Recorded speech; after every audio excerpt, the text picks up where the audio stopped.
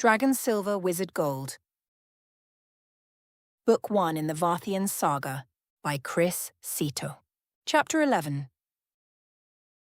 Transitions. 627 OM Tarandir. Year of the Stooping Raven. Sharpstone Manor. Norma sat in the dirt, looking at the boys. They had dissuaded Norma's efforts to join them, but they couldn't stop the slip of a child from following after them at a distance, watching them, copying what they did. Norma's long, frilly skirts were pulled up between grimy legs and tucked into the waistband at the front, in an imitation of the pants the boys wore. The delicate shoes that Mama insisted that proper girls wore had long been discarded, and bare feet today, as most days, reigned. There would be repercussions for these minor acts of defiance, perhaps slightly harsher than normal considering the long tear in the bleached white underskirt that had occurred not 10 minutes ago, but Norma didn't really mind. There would be no switch to the arse like the boys would receive, nor cane across the palm. There was some amount of pleasure in being confined to the apartments, where solitary prayer and studies meant that Norma would be left to think. Mama had no patience with trying to instruct Norma in the art of embroidery, whose fingers were always grimy and left prominent brown marks on the linen so that not even samplers were fit for display. Besides, Norma was prone to fidgeting when others required stillness, loudness when others required quiet, activity when others demanded senescence. And so Norma's days were mostly unfettered, except for days like today, when household duties required attendance because of guests. The boys had stopped to look at something on the road. When one reached out with a stick, Norma surmised that it must be some small creature, run over by one of the wagons that ran to and fro for strange purposes unfathomable to the child. Vaguely, Norma noted the sound of the bells ringing the hour. How dull it must be for Harold, sitting around waiting to tell people the time, Norma mused. Then, with a jolt, Norma realized that there was somewhere important to be, and with full speed, skirts were hiked up to the waist and legs pumped to get their owner back to the manor house as quickly as they could move. Norma raced inside, door banging, but came to an abrupt stop as a bundle of soft grey linen blocked the path. The linen appeared to be draped loosely over a thin man with long white hair and beard.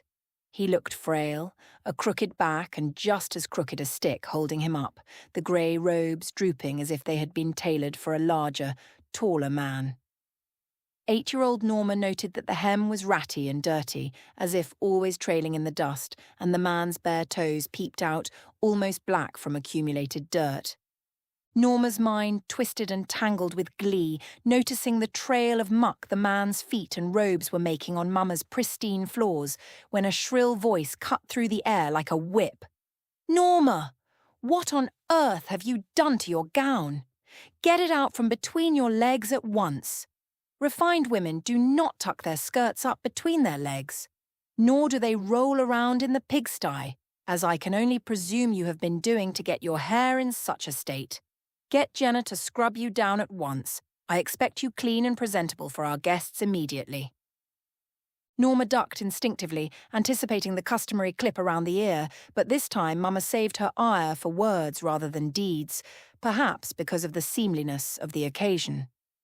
Then he ran for the stairs, but not before he caught the old man's words in a voice like breath through a reed pipe. "Cheeky-looking lad, that one.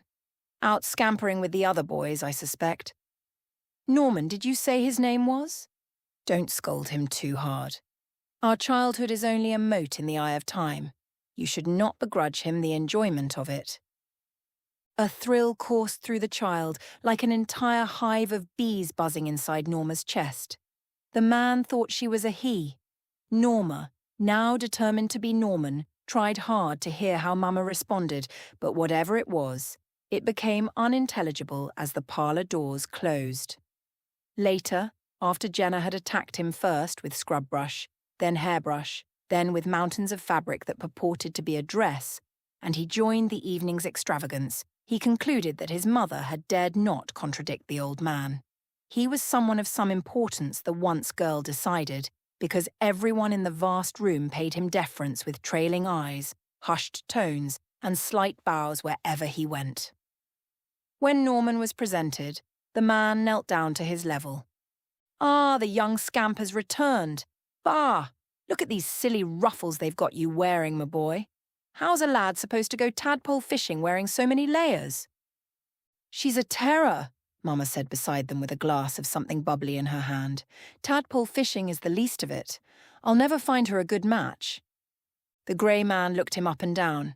"Show me your teeth, boy," he commanded, and Norman happily grimaced bared teeth at him. He grabbed Norman's arm and felt for the muscles that were barely there. "Do you have your letters, boy?" Norman nodded. "Yes, I think he'll do. I'll take him. How much do you want?" Mama's eyes widened. "Oh, I don't know if it's appropriate." "Not appropriate. Never find him a good match. That's what you said. You've given up already, whereas I need a boy to fetch and carry, and this one seems adequate to the task. My offer is this. He'll get 15 crown per month.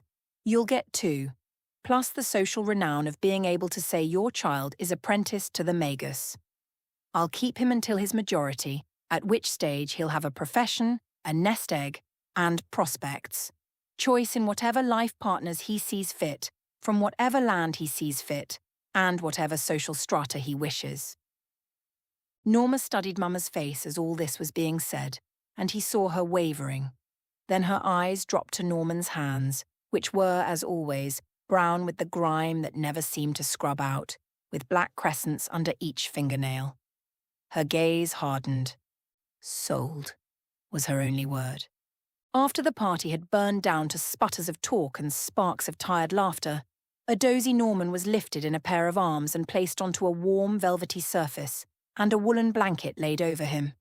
He vaguely heard doors opening and closing, and muttered voices built palaces of dream within his head. When the gentle sway of the carriage started, he was rocked into a deep sleep. He awoke in a new place, the hunched back of the grey man pottering over a kitchen stove, filling his nose with delicious smells. "That mother of yours thinks I'm addled," the man said without looking around.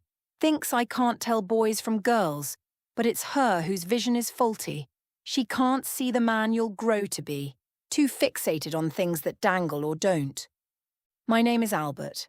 I don't like to be called Master, but it's customary, so you should probably call me Master when other people are around. At all other times, I'm just Albert. This is your new home. I wasn't really expecting to pick up an apprentice, but I couldn't leave you to get buried in societal expectations. That's how we lose some of our brightest. So I haven't carved out a bedroom for you yet, but give me a day or two and you'll have your own space. The mark on your wrist is a mage mark. I think you were too tired last night to actually remember the contract, but it wouldn't have taken if you weren't completely willing. It will disappear when you turn 18. In the meantime, there are some perks it offers you, and you'll be mostly safe from untoward things happening." Norman looked at his wrist. There, like it had been drawn on in ink, was a deep red-brown circle with a sigil inside that he didn't recognize. "You're going to be a wizard, boy. I can feel it inside of you. It's a dragon fighting to scratch its way out of you. Do you feel it?" Norman nodded. "Yes, sir. Albert. It tickles in my nostrils." "And before we go any further, are you okay with me calling you Norman? I don't want to presume. And if you've got another name you're more comfortable with—" "Norman's good," he blurted. "And thank you. Nobody ever noticed that I was a boy before. It feels better."